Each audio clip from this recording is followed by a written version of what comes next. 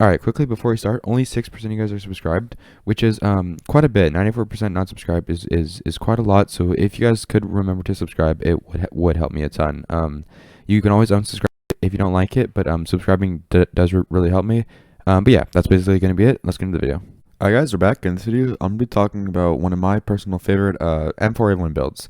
I've had a couple of requests for an M4 build, and yeah, I'm just gonna show you which one I like to bring into raid and which one I think is the best for the price. So an M4 build is going to be more expensive than, you know, something cheap like an MP5 or something, but in that case, I think it is worth it. The parts I'm going over in this video are not going to be too expensive. They're not going to be like the most expensive stuff, and in that case, they're not going to give you the best stats you can possibly achieve with an M4. But I think it's a good middle ground for like a middle player, even a newer player, or even a more experienced player should still enjoy this. You know, it's what I like to use. It's pretty good pricing range, and yeah, it has solid stats. But with that out of the way, let's get into the video. So this one is gonna have 54 recoil and ergonomic and 61 ergo. This is gonna be the slightly higher ergo build. Now, this is not the highest ergo build you can get, but it is it's what I think is a pretty high ergo for a pretty low recoil for a pretty good price. So what we're looking at so far is we're gonna start with we have the cold buffer tube. Along with that is the MOE carbine stock. You can choose either one. It doesn't matter the color. And you toss a rubber butt pad on that. Now we have the magazine. Doesn't matter too much which magazine you choose. The only ones that are going to affect you a lot are going to be the 100 rounder, the 60 rounder, either the 60 rounders. But these shouldn't have too much of an impact. They'll change your ergonomics slightly, but the larger mags are what is really going to have an impact on your game. I like to use the Ergo PSG grip. You can also use the Growl S right here.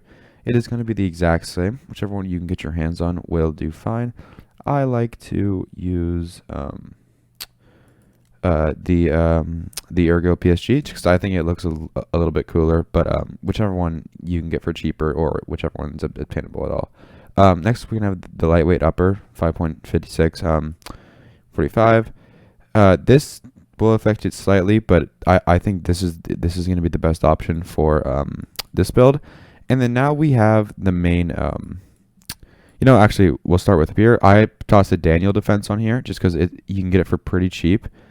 And on that, on the top of our gun, you can toss it any sight. That's completely up to you. And then on the bottom of the Daniel defense is you're going to want to toss I chose a shift grip. You can basically choose any grip here, whichever one you fits your price range. The RK2 also isn't terrible. Even if you put that on here, you still have 49 ergo, which is, you know, it's not horrible. I like to use the shift grip because I'm willing to sacrifice a little bit of recoil for slightly better ergonomics. And on the gas block, we have an MK. I have an MK12. Now, I also like to use the JP Enterprises gas system. Now, if you see here in the top right, we can look at it. It takes 2 ergo off, but it does also take 1 recoil off. So if you're willing to sacrifice that 2 ergo to drop the 1 recoil, this is an option, but it's really personal preference. And then for the muzzle, I have the KAC QD compensator, and on that I tossed a KAC QD SS silencer. But yeah, that's basically going to be it for this weapon. Okay, we're in the range with the original build that we saw, and I'm going to start right here, shooting at the torso level without controlling the recoil at all. Okay, so right there we can see that it started about right here, and it shot up pretty quickly, and then it came back down and kind of leveled out. So that initial shoot up is what's going to be the hardest thing about using the M4. So if we start again, and I won't control it once again, just to kind of show you, I apologize. It kicks up, and then it kind of comes back down and levels out. So if you can get on your target after the first few shots, and hold it steady there, you should be pretty good. Now I'm gonna aim one more time, and I actually am gonna control the recoil. You mostly want to control the first few shots, right? So you want to go like this, and then it levels out, and now I'm not controlling the recoil at all. So when it first shot up, I pulled down a little bit, and I control the recoil, and once we got right here, I stopped controlling the recoil at all. So I'll try and show it one more time, and I'll tell you exactly what I'm controlling. I'll just say controlling and not controlling. So, right, controlling and not controlling anymore.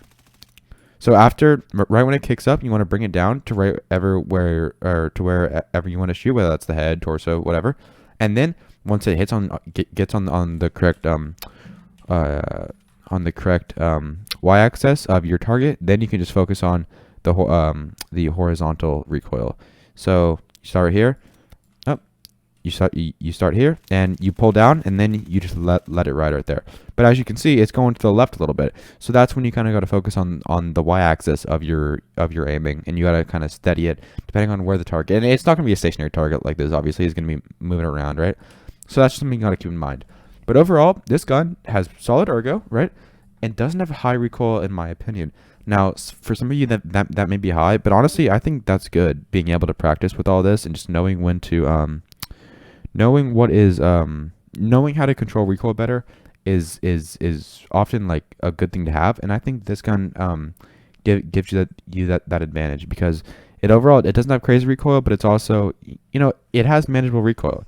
So I mean, that's why I think it's a good trade-off for a solid weapon, pretty cheap, but it also has good stats. But yeah, that's basically gonna be it. If you guys enjoyed this video, feel free to leave a like and subscribe. Yeah, that's basically gonna be it. Thank you guys for watching.